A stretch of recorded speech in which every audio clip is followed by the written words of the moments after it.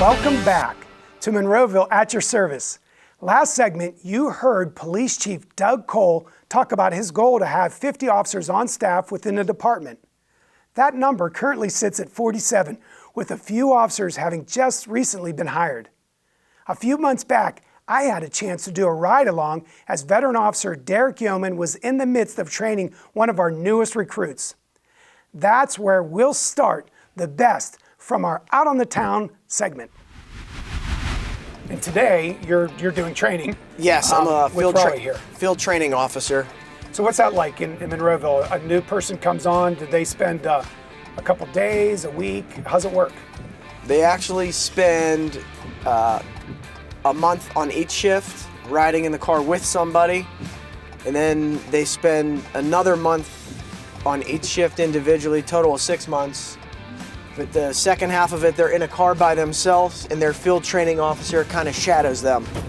And it's like a probationary period as well, right? Correct. Not to make you stress, Robbie, but it's like, part of it is not only to give the training, but to really test the fitness of the individual to make sure, they're really ready to serve and protect here in Monroeville.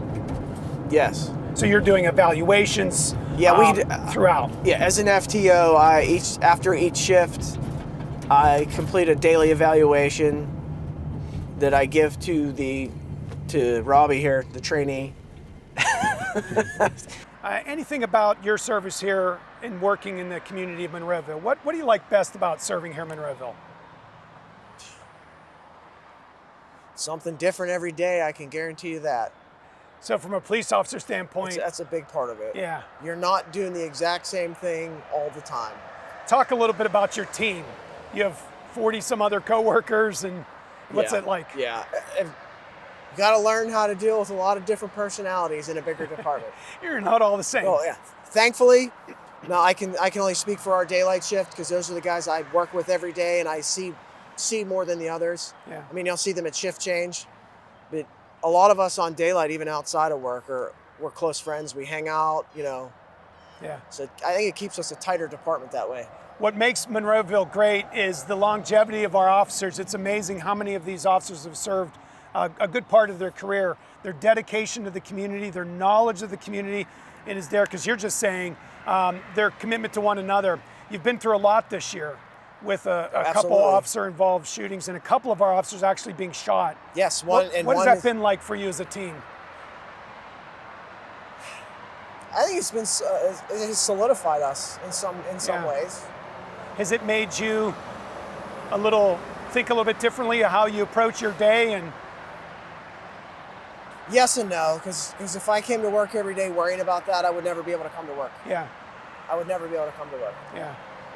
And from a team standpoint, it's pulled you closer together. It has, but like I said, we over the last 5 to 7 years, we've become a closer department because a lot of the younger guys that have been hired are familiar with each other and known each other from other departments they've worked in, as well as we got a handful that have all went to Gateway High School together and graduated maybe within a time frame of 5 years, so they all knew each other and at one time or another hung out together.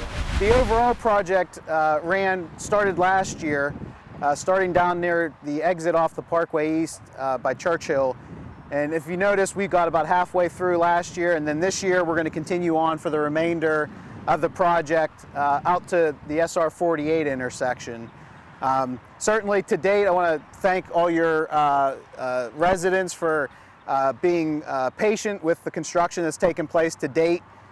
We're currently wrapping up a lot of the drainage work, and as we complete that work, we're then going to be able to start getting into our paving work. So, by early summer here, you're going to start to see some of the pavement happening through this section as well. And we're here also with the bridge behind us because something big is going to happen there this summer as well. Yes, so May 6th, we intend to close the mall structure here across 22. That's going to get a full rehabilitation, so a whole new bridge deck, the ramps will all get paved, and it's also going to get painted. And we worked with the Monroeville Council about selecting a new paint color for it, so I'm sure everybody can be looking forward to what that color is going to be when it's up in place. Last month we talked with Public Works Director Paul Hugas about the paving program, and now we just wanted to show you how it works in the different areas, in the different applications or tools that we pull out of our toolbox to maintain the 110 miles of road here. So at this stop, Jamie, we're looking at an example of a road that was paved in 2022. Correct. And in 2023, it had the fog seal treatment on Correct. it. So that would be the next step. We just looked at Sweetleaf that's about to receive its first fog seal. This one actually already received its first fog seal. So we're at the intersection of Sunnyfield Drive and Pine Frost Drive in Garden City.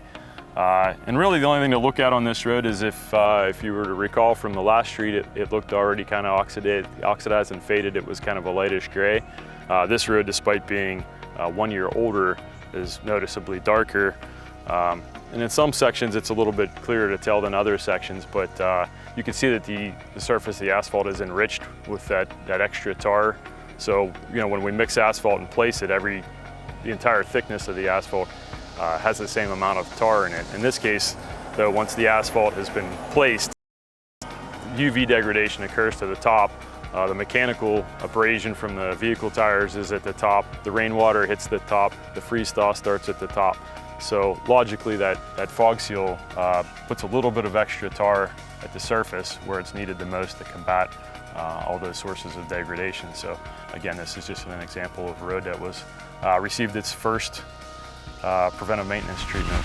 Such good stuff from our Out on the Town segments thus far.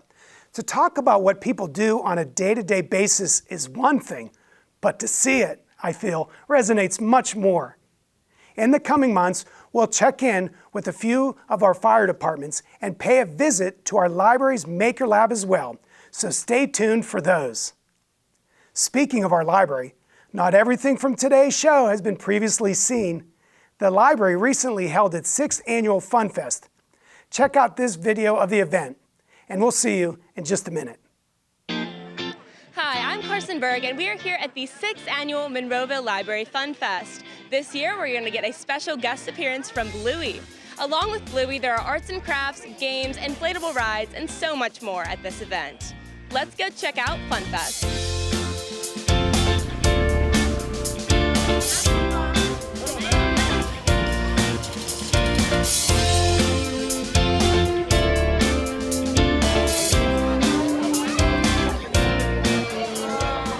It's just a lot of great connection.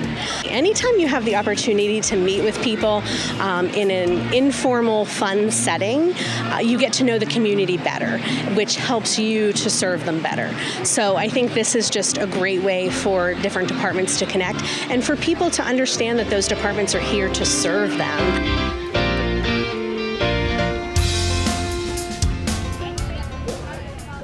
My favorite part is seeing her have so much fun and all of the great events that Monroeville puts on for the community. All the tents are my favorite, and I got a balloon animal. That's my favorite part.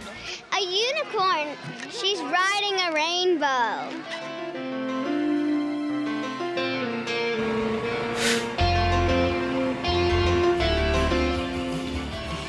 And we keep hearing, we've even heard through the summer, my kids can't wait until Fun Fest. And that's something we really love to hear. And you can even hear just the laughter going on even behind us and everyone having a great time.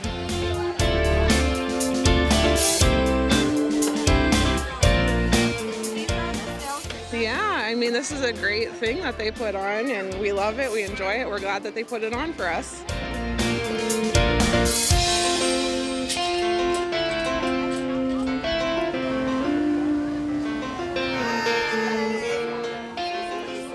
As the 6th annual Fun Fest comes to a close, the day has been filled with fun, excitement, and communities coming together. I'm Carson Berg for Monroeville Municipal Television.